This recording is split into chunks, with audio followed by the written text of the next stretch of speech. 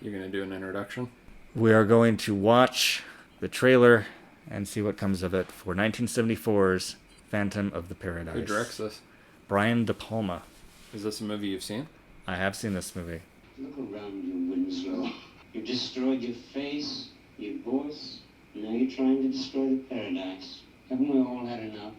I can give you the power to create again. I can make you somebody. And all I want is your voice. Is that The Phantom of the Paradise. Okay. Rob sits in his sofa with a puzzled expression as he processes what he has just seen. Is this like Phantom of Rock and Roll as opposed to like Phantom of the Opera?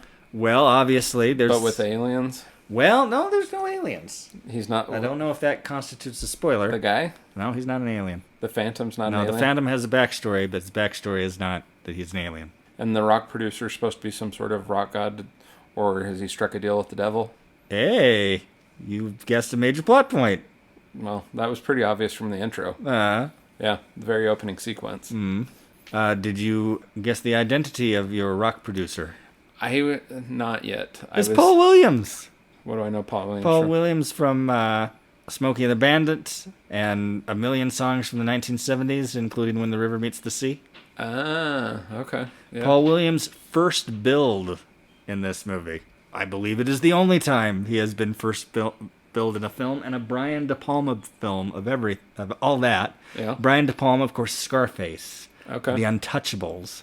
So this was the exception that proves This the rule? is very different in many respects from what one is used to with Brian De Palma, but in terms of the way it's shot, it's a very cleverly shot film. It's a very I'm gathering you like strong, this film. decorated film.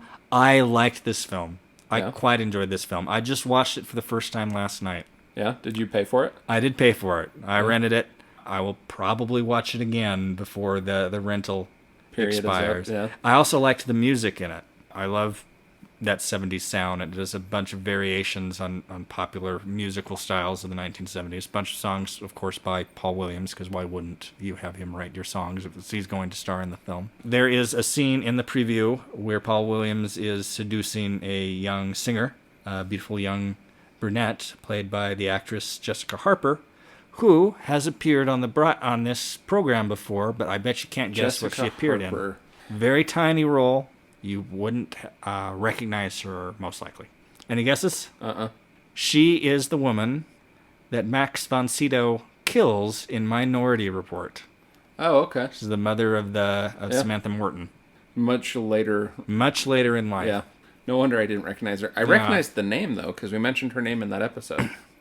Yeah, the Phantom is played by the actor William Finley, who was a regular in Brian De Palma films. He was in Murder a la Mode, The Wedding Party, The Fury, Dressed to Kill, and even The Black Dahlia. Passed away in 2012. But it's I wouldn't call it a remake or a rock version of the Phantom of the Opera. It's more a pastiche. Is that the word? I'm probably pronouncing it wrong. So they take elements of it and they mix it around. Okay. And they also take elements of Faust. In fact, the rock musical within the movie is a version of this story of Faust, which is a guy who sells his soul to the devil.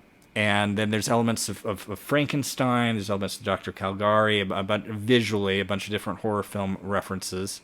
Beef, the singer that they're promoting at the end, is kind of an interesting creation. He's a glam rocker, but he's very gay behind the scenes. And then Jessica Harper plays a Karen Carpenter type. And then they have like a Beach Boys group, a version of that in here, as well as a number of different singers. It's basically a critique of the record industry. Paul Williams' character is a variation on Phil Spector, who's also a short man. I love the 1970s. As I've mentioned before, it's my favorite decade to look at. And this is an extremely 70s looking film. It's got good music. It's got an eccentric the 70s cast. is one of my least favorite decades to look back at. Oh, yeah. I love it, though. It's Yeah. so gaudy. I'd rather go back to the 50s, the 60s, the 40s, the 30s. In fact, after this, I'll have to show you what I've recently been recording off of Hulu, since I'm temporarily paying for higher feature Hulu to watch football season. But yeah. But does this, watching the trailer, do you have any desire to see Phantom of the Paradise? Desire, I would say 1 out of 4 stars. 1 out of 4 stars. Indeed.